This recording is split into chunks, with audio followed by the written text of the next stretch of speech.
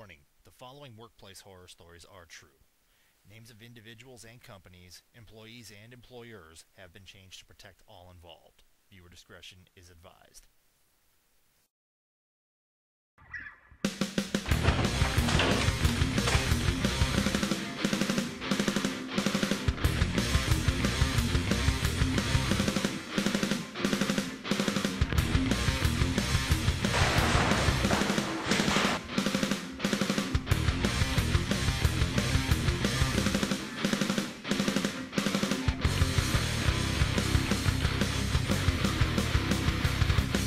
Hello everyone and welcome to Just Be Glad You Have a Job. My name is Johnny Dunn. And I am Damon Rico. Have you ever driven into work and beat the hell out of your steering wheel just so you could get a release before you walked in? Have you ever got on your hands and knees and begged your boss to fire you and were upset when they didn't? Have you ever wished your boss would catch their spouse fucking their child and die in a DUI accident out of grief? Have you ever wanted to send your boss a DVD of their daughter in a gangbang? Have you ever wanted to lunge over the desk and strangle the person next to you with a mouse cable? If the answer to any of these questions is yes, then this is the show for you. We are here to deliver true accounts of workplace horror stories from subscribers just like you. There are many reasons we do this: to give you a laugh, to give you a release, But above all else, to show you that if you've had enough, you are not alone. So I took this part-time job at a retail store in order to get off unemployment with hopes to find a stable full-time job. I've been at the job for about 4 months now and I work as a stocker handling freight. It is by no means my dream job, but it's something to get me by. Since I've been here, I've learned that there is no such thing as formal training. Even a manager told me that the company doesn't provide training, and if you need help, you are to ask a coworker. Unfortunately, this is a little difficult when the intelligence level of my coworkers is extremely below average. In addition to low intelligence, I have to deal with some of the most annoying people ever. This one coworker who's been there for a year is by far the worst. I'm gonna call him Swamp Ass. He sounds like Eduard Delacroix from the Green Mile and has a seriously bad Napoleon complex along with a hygiene problem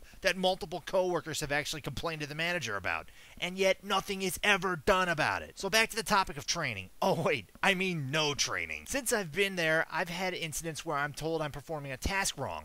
Well, I was coached by my fellow employees, namely Swamp Ass, on how to do the task, which is how the manager told me how to learn. Now, instead of blaming the employee who misguided me, the store manager, of course, blames me. Seriously, what the hell? I had another recent incident where I was doing inventory and one of the assistant managers approached me and said, "You know, you look like an ass when you do it this way." That's a quote, by the way. I then explained that I've been doing it this way for 2 months already and asked why anyone hadn't told me to do it the right way. Instead of an actual answer, I was rudely ignored. Feeling frustrated, I clarified it with the head manager, who confirmed that I have been handling the process correctly all along. This store is ran so ass backwards that after only being there for a few months, several employees have quit. One of my coworkers said that this was very common. Well, no shit, Gilligan, now I know why. The company treats everyone like crap except for their favorites. Oh yeah, they do have some of those and they can do whatever the hell they want with impunity. Given the fact that they pay literally only $1 an hour more than minimum wage, I know I'll be following in my past coworkers' footsteps very soon. Thank you for your submission, and now, the 5 ways that the management team and Swamp Ass may redeem themselves in the eyes of the Just Be Glad You Have a Job audience.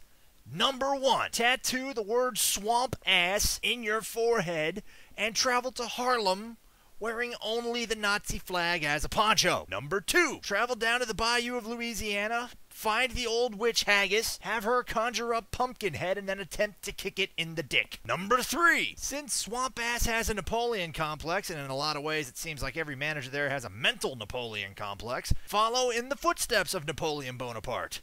Drink enough poison to kill 7 men. Only this time, don't be a pussy and puke up like he did. Duct tape your mouth and anus shut. Number 4, go on an airboat ride down in the bayou of Louisiana and attempt to stick your hand in the fan blades of the propeller of the airboat. And last but not least, number 5, find an alligator at least 15 feet in length, handcuff yourself behind your back, stand no less than 6 inches away from its gaping maw, and attempt to scream at it in an Eduard Delacroix voice, quoting only negative reviews of the movie The Green Mile, until it eventually snaps your neck in a death roll and drags you down to a watery grave to be feasted on by him.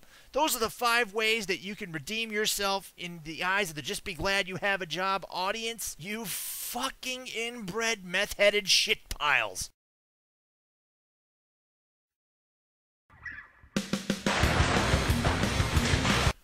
Alright, thank you for tuning into this week's edition of Just Be Glad You Have a Job. My name is Johnny Dunn, and please remember that if you plan to strap your boss into Old Sparky and let him ride the lightning, make sure the sponge you put on his head is fucking bone dry, motherfucker. Have a good week!